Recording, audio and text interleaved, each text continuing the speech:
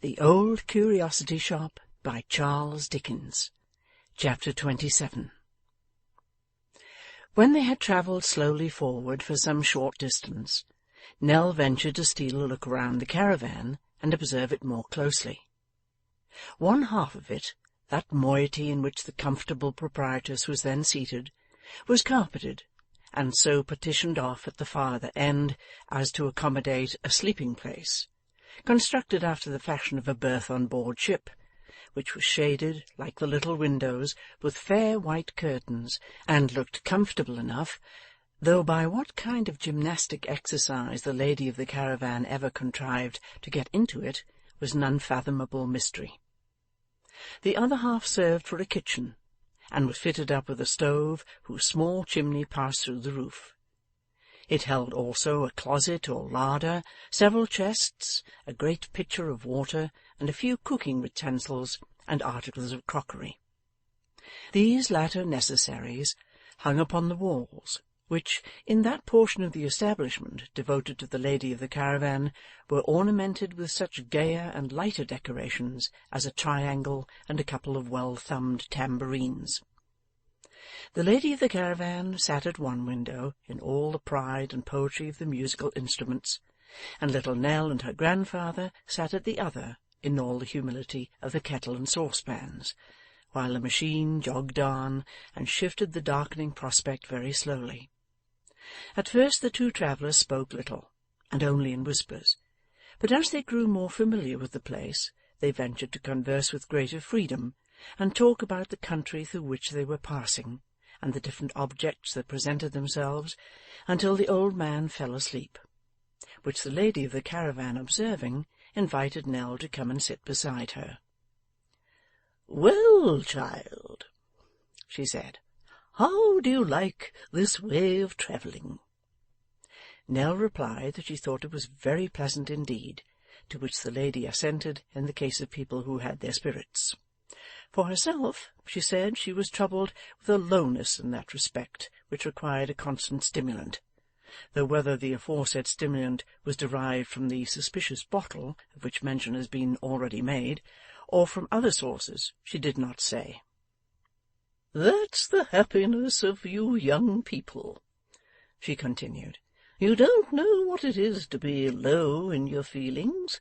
You always have your appetites too, and what a comfort that is."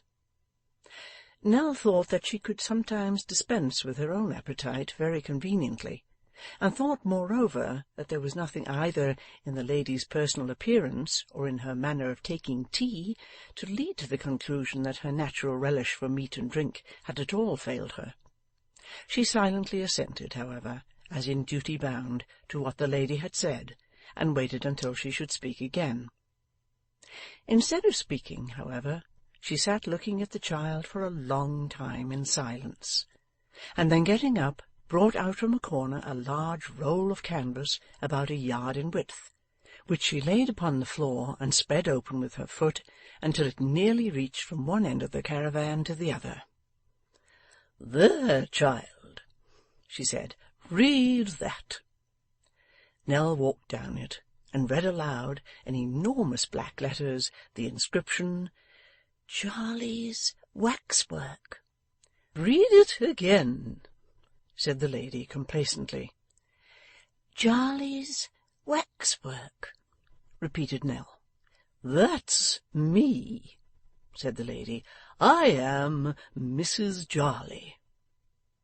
Giving the child an encouraging look, intended to reassure her and let her know that, although she stood in the presence of the original Jarley, she must not allow herself to be utterly overwhelmed and borne down, the lady of the caravan unfolded another scroll, whereon was the inscription, 100 figures the full size of life, and then another scroll, on which was written, "The only stupendous collection of real waxworks in the world," and then several smaller scrolls with such inscriptions as, "Now exhibiting within," "The genuine and only Jarley," "Jarley's unrivalled collection," "Jarley is the delight of the nobility and gentry," "The royal family are the patrons of Jarley," When she had exhibited these leviathans of public announcement to the astonished child, she brought forth specimens of the lesser fry in the shape of handbills, some of which were couched in the form of parodies on popular melodies, as "Believe me if all Jarley's waxwork's so rare," "I saw thy show in youthful prime," "Over the water to Jarley," while, to consult all tastes, others were composed with a view to the lighter and more facetious spirits, as a parody on the favourite air of "If I had a donkey," beginning, "If I knowed a donkey what wouldn't go to see Mrs Jarley's waxwork show, do you think I'd acknowledge him? Oh, no, no, then run to Jarley's." Besides several compositions in prose, purporting to be dialogues between the Emperor of China and an oyster, or the Archbishop of Canterbury and a dissenter on the subject of church rates, but all having the same moral, namely, that the reader must make haste to Jarley's, and that children and servants were admitted at half-price. When she had brought all these testimonials of her important position in society to bear upon her young companion, Mrs Jarley rolled them up, and having put them carefully away, sat down again and looked at the child in triumph. "Never go into the company of a filthy Punch any more," said Mrs Jarley, "after this." "I never saw any waxwork, ma'am," said Nell. "Is it funnier than Punch?" "Funnier?" said Mrs Jarley in a shrill voice. "It is not funny at all." "Oh," said Nell, with all possible humility. "It isn't funny at all," repeated Mrs Jarley. "It's calm, and what's that word again? Critical? No, classical. That's it. It's calm and classical. No low beatings and knockings about, no jokings and squeakings like your precious Punches, but always the same, with a constantly unchanging air of coldness and gentility, and so like life, that if waxwork only spoke and walked about, you'd hardly know the difference. I won't go so far as to say that, as it is, I've seen waxwork quite like life, but I've certainly seen some life that was exactly like waxwork." "Is it here, ma'am?" asked Nell, whose curiosity was awakened by this description. "Is what here, child?" "The waxwork, ma'am." "Why, bless you, child, what are you thinking of? How could such a collection be here, where you see everything except the inside of one little cupboard and a few boxes? It's gone on in the other vans to the assembly rooms, and there it'll be exhibited the day after tomorrow.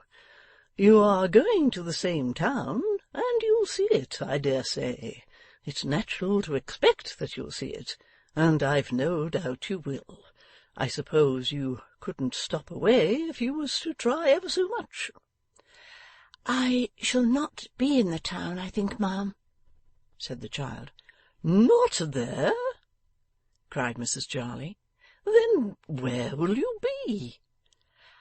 I don't quite know. I'm not certain."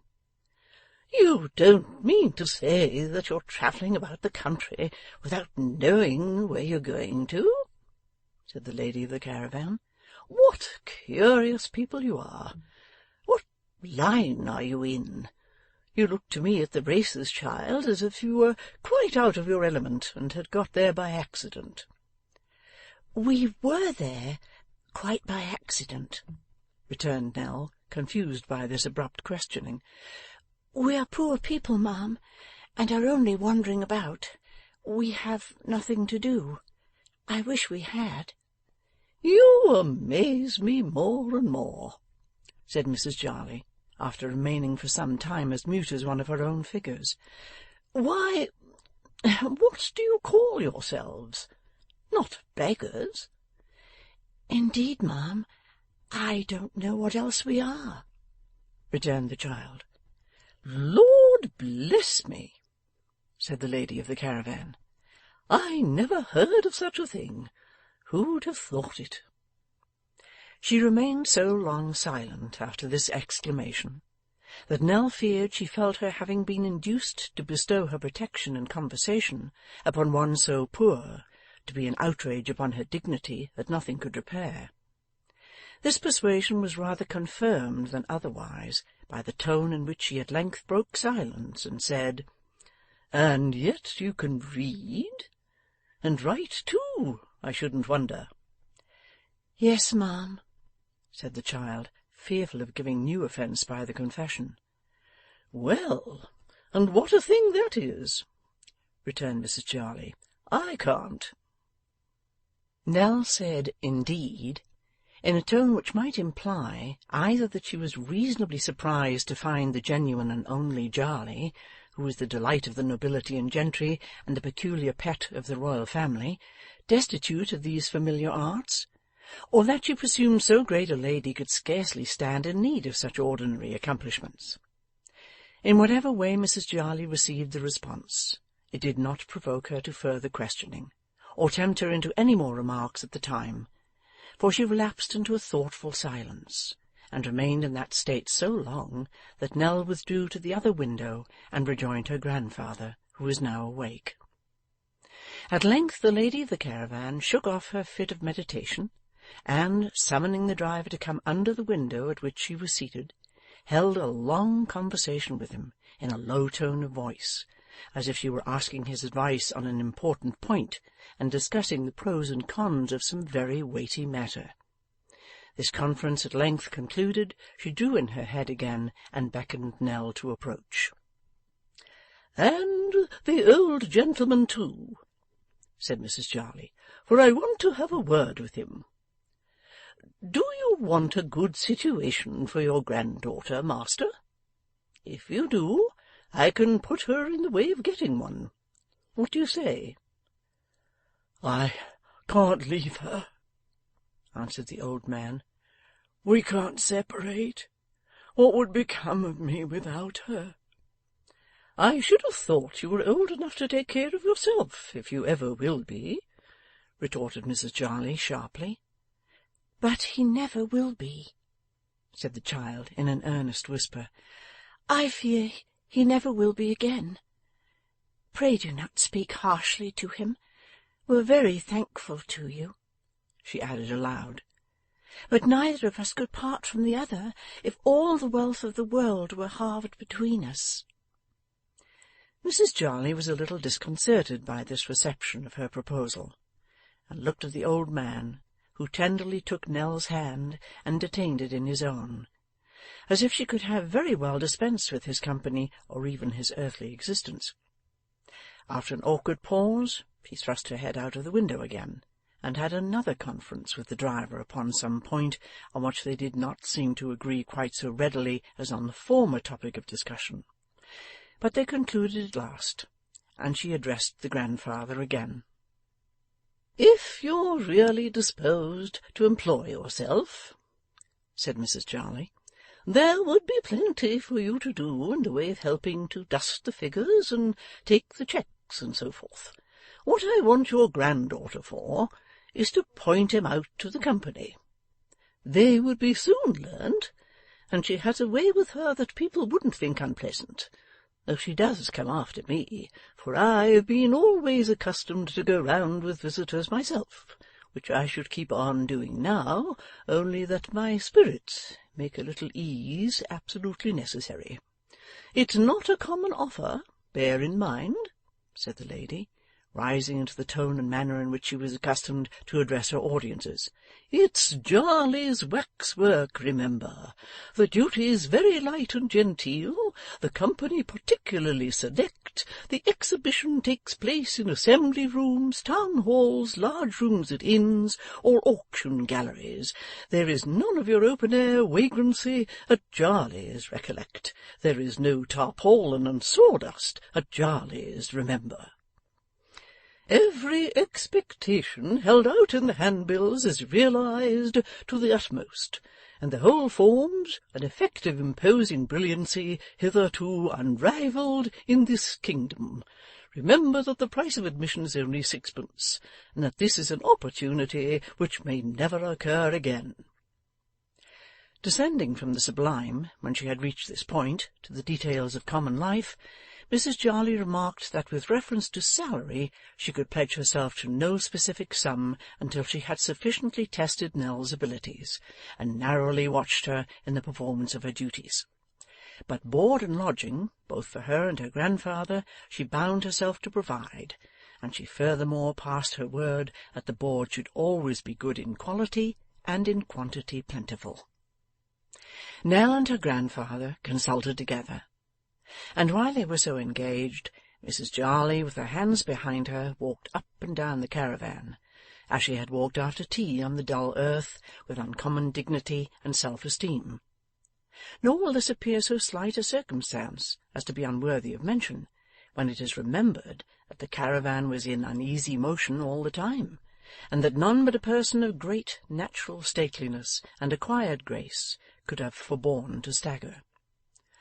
"Now, child," cried Mrs. Jarley, coming to a halt as Nell turned towards her. "We're very much obliged to you, ma'am," said Nell, "and thankfully accept your offer." "And you'll never be sorry for it," returned Mrs. Jarley. "I'm pretty sure of that. So, as that's all settled, let us have a bit of supper." In the meanwhile the caravan blundered on as if it too had been drinking strong beer and was drowsy, and came at last upon the paved streets of a town, which were clear of passengers and quiet, for it was by this time near midnight, and the townspeople were all abed. As it was too late an hour to repair to the exhibition room, they turned aside into a piece of waste ground that lay just within the old town gate, and drew up there for the night near to another caravan which, notwithstanding that it bore on the lawful panel the great name of Jarley, and was employed besides in conveying from place to place the waxwork which was its country's pride, was designated by a grovelling stamp office as a common stage waggon, and numbered to 7,000 odd hundred, as though its precious freight were mere flour or coals. This ill-used machine being empty, for it had deposited its burden at the place of exhibition, and lingered here until its services were again required, was assigned to the old man as his sleeping-place for the night, and within its wooden walls Nell made him up the best bed she could from the materials at hand. For herself, she was to sleep in Mrs. Jarley's own travelling carriage, as a signal mark of that lady's favour and confidence. She had taken leave of her grandfather, and was returning to the other waggon, when she was tempted by the coolness of the night to linger for a little while in the air. The moon was shining down upon the old gateway of the town, leaving the low archway very black and dark, and with a mingled sensation of curiosity and fear, she slowly approached the gate, and stood still to look up at it, wondering to see how dark and grim and old and cold it looked. There was an empty niche from which some old statue had fallen or been carried away hundreds of years ago, and she was thinking what strange people it must have looked down upon when it stood there, and how many hard struggles might have taken place, and how many murders might have been done upon that silent spot, when there suddenly emerged from the black shade of the arch a man. The instant he appeared, she recognized him. Who could have failed to recognize in that instant the ugly, misshapen Quilp? The street beyond was so narrow, and the shadow of the houses on one side of the way so deep, that he seemed to have risen out of the earth. But there he was. The child withdrew into a dark corner, and saw him pass close to her. He had a stick in his hand, and, when he had got clear of the shadow of the gateway, he leant upon it, looked back, directly as it seemed towards where she stood, and beckoned. To her? Oh no, thank God, not to her. For as she stood in an extremity of fear, hesitating whether to scream for help or come from her hiding-place and fly before he should draw nearer, there issued slowly forth from the arch another figure, that of a boy, who carried on his back a trunk. 'Faster, sirrah!' cried Quilp, looking up at the old gateway, and showing in the moonlight like some monstrous image that had come down from its niche and was casting a backward glance at its old house. 'Faster!' 'It's a dreadful heavy load, sir,' the boy pleaded. 'I've come on very fast, considering.' 'You have come fast, considering?' retorted Quilp. 'You creep, you dog, you crawl, you measure distance like a worm. There are the chimes now, 12:30. He stopped to listen, and then turning upon the boy with a suddenness and ferocity that made him start, asked at what hour that London coach passed the corner of the road. The boy replied, at 1. 'Come on, then,' said Quilp, 'or I shall be too late. Faster, do you hear me? Faster!' The boy made all the speed he could, and Quilp led onward, constantly turning back to threaten him and urge him to greater haste. Nell did not dare to move until they were out of sight and hearing, and then hurried to where she had left her grandfather, feeling as if the very passing of the dwarf so near him must have filled him with alarm and terror. But he was sleeping soundly, and she softly withdrew. As she was making her way to her own bed, she determined to say nothing of this adventure, as upon whatever errand the dwarf had come, and she feared it must have been in search of them, it was clear by his inquiry about the London coach that he was on his way homeward, and as he had passed through that place, it was but reasonable to suppose that they were safer from his inquiries there than they could be elsewhere.